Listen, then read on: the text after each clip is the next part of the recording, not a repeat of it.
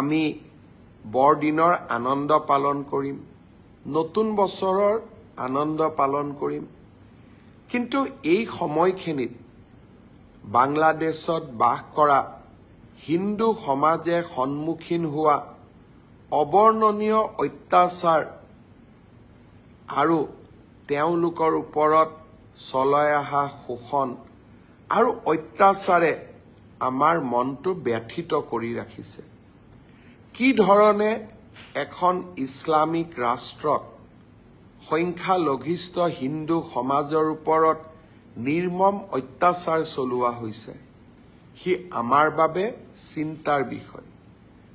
যিখন ৰাষ্ট্ৰক স্বাধীনতা পোৱাৰ ক্ষেত্ৰত ভাৰতবৰ্ষই আটাইতকৈ বেছি সহায় কৰিছিল, যিখন ৰাষ্ট্ৰক স্বাধীনতা দিবলৈ সামৰিক বাহিনীৰ জোৱানসকলে তাৰ মাজত 90% হিন্দু আছিলে, যিসকলে চৰম ত্যাগৰ সন্মুখীন হৈছিল, আৰু যিখন ৰাষ্ট্ৰক স্বাধীন কৰিবলৈ আমাৰ অসম আৰক্ষীক আৰু ভাৰতবৰ্ষৰ ৰাইজে পূৰ্ণ সহযোগিতা কৰিছিল, সেইখন ৰাষ্ট্ৰই আজি আমাৰ সমাজখনক চলোৱা অত্যাচাৰে আমাৰ মন স্বাভাৱিকতে ক্ষোভিত কৰিছে।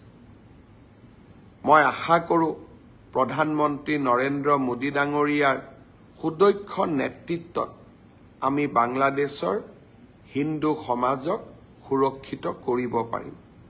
তেওঁলোকৰ সুৰক্ষাৰ বাবে নেদেখাজনৰ ওচৰত আকৌ এবাৰ প্ৰাৰ্থনা কৰিলোঁ।